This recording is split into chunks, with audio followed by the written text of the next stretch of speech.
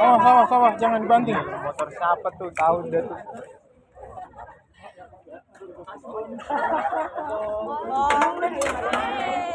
Adem.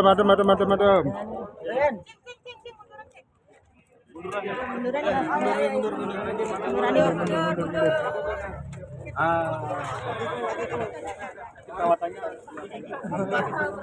apa? Sedaki ya, Sin. Mungkin terkait SPKR sendiri ngapain Sesuai yang saya upload itu di account Vina Kran. Jadi semuanya udah saya Ya, jadi hari ini saya dapat tugas saudara untuk melaporkan pemilik akun, ya, pemilik akun Vina Kran. Ya, kita sudah tahu bersama beberapa hari ini bahwa di akun tersebut telah memposting, mentransmisikan satu informasi yang tidak benar, ya, mengandung unsur pencemaran nama baik, fitnah, bohongan, ya, bullying kepada anak di bawah umur. Jadi sudah diberikan kesempatan yang cukup oleh Robert Onsu kepada pemilik akun itu untuk minta maaf, untuk menghapus, untuk secara gentleman mengakui kesalahannya. Tapi yang dilakukan malah menambah postingan, ya, menambah postingan. Nah, jadi ini kan sepertinya dia merasa bahwa apa yang dia lakukan itu tidak salah, tidak ada kesadaran, sehingga akhirnya Ruben sampai pada satu keputusan untuk melakukan upaya hukum. Ya, hari ini laporan kita sudah diterima. Ya, prosesnya pasti melalui tahap gelar perkara dulu untuk melihat apakah ada unsur, melihat bukti permulaan yang cukup, dan ternyata semua yang kita lakukan, yang kita bawa hari ini sudah dapat diterima, diberikan rekomendasi oleh Bit Cyber, ya, dan kemudian kita bisa buat laporan hari ini. Nah, jadi ini bukti laporannya, rekan-rekan semuanya.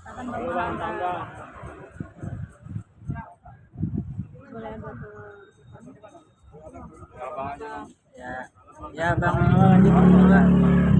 Nomor LP-nya Bang, boleh Bang? Ya bang, nomor LP-nya bang. LP-nya nomor STTLP /B/5 364/7 tertanggal hari ini Polda Metro Jaya. Ya. Pasalnya sendiri Bang? Nah, jadi ini ada pasal berlapis, ya. Jadi ada 310, 311 bagaimana diatur oleh Undang-Undang Hukum Pidana, yaitu pencemaran nama baik dan juga fitnah, ya, karena ada pencemaran dan isinya adalah fitnah. Lalu kita kaitkan dengan pasal yang berkaitan dengan Undang-Undang Transaksi Elektronik (ITE), ya, karena memang cara dia untuk menyebarkan fitnah dan kebohongan itu melalui media sosial, ya. Maka kita kawinkan juga dengan pasal 27 junto pasal 45, ya, junto pasal 32. Ya, jadi pasal 32 ini pasal yang paling berat. Ayat 1 itu ancamannya 8 tahun. Ya, karena ini berkaitan dengan orang yang mengubah, menambahi, mengurangi satu informasi atau data. Jadi kan dalam postingan itu kan ada rekayasa, ya, terhadap gambar yang diambil, foto pekerja Ruben yang diambil. Jadi ini merupakan tindakan yang merubah, mengurangi, menambah satu data dan kemudian mentransmisikannya ulang, ya, seperti apa yang dilakukannya. Ini ancamannya 8 tahun penjara. Jadi nggak main-main. Karena pasal 27, pasal 40, 45 itu 3 tahun, ya, 3 tahun. Tapi ini 8 tahun penjara. Kita lapis lagi dengan Undang-Undang Perlindungan Anak. Pasal 1 junto pasal 15A dan kemudian pasal 76C junto pasal 80. Ini ancamannya adalah 3 tahun. Karena apapun juga yang dia bully ini adalah anak yang masih di bawah umur. Jadi pasalnya sangat banyak sekali, ya. Ada pasal 310, 311 KUH pidana. Jadi ada 3 undang-undang nih KUH pidana, ya. Ada pasal 27 junto pasal 45 junto pasal 32 Undang-Undang ITE, ancaman tertinggi 8 tahun. Kemudian dijungkiskan lagi dengan Undang-Undang Perlindungan Anak. Jadi artinya ini adalah kejahatan yang serius. Jadi kami sudah serahkan semua bukti kepada pihak kepolisian di cyber. Kami berharap bahwa perkara ini cepat ditangani, pelaku cepat untuk ditangkap untuk mempertanggungjawabkan perbuatannya. Keberadaan pelaku sudah diketahui Bang? Artinya dari IP address-nya di cyber kami yakin pasti akan sudah bisa melacaknya, dan kami juga dengan timnya Ruben Onsu sudah juga memberikan bantuan informasi sebatas apa yang kami dapatkan. Tapi pasti pihak kepolisian dalam hal ini cyber Polda Metro Jaya pasti sudah lebih canggih dalam melakukan hal tersebut, ya. Artinya Ini juga peringatan kepada orang-orang yang masih gatal tangannya untuk mencari otoritas dengan melakukan hal-hal yang melawan hukum. Hari ini kita sudah punya satu unit khusus. Ya dulu kan cyber itu di bawah khusus ya, tapi sekarang dia sudah berdiri sendiri secara mandiri di cyber. Ya jadi ini menunjukkan bahwa ada ada sikap keseriusan dari pihak kepolisian untuk memberantas kejahatan-kejahatan cyber.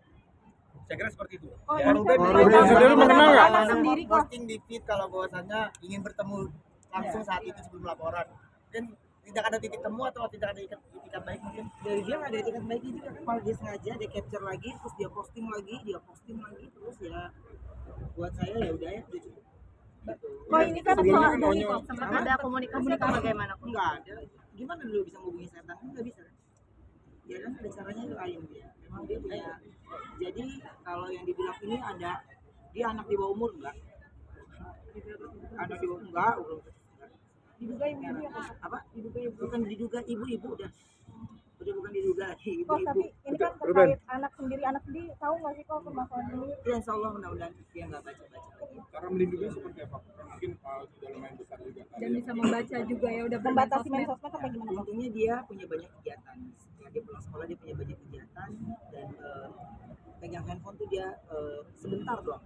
Nah biasanya dia kalau pegang handphone tuh lebih ke gambar-gambar. Jadi dia kalau buka handphone langsung buat tulis-tulis gitu ya. Jadi dia nggak yang scroll. Nggak ya mudah-mudahan kan kalau kita tetap menjaga aja gitu. Jadi kalau buat saya di sini sangat amat kecewa karena ini ada anak di dalamnya. Ya, apalagi dia nge-crop, dia sengaja dengan ngeditnya. Wah itu udah buat saya ketika saya udah tegur pun dia malah makin sengaja terus nantangin setiap orang yang memperingati gitu. Jadi ya saya nggak mau sebenarnya kayak gini-gini, tapi ini udah cara yang menurut saya ya saya ngikutin regulasi yang benar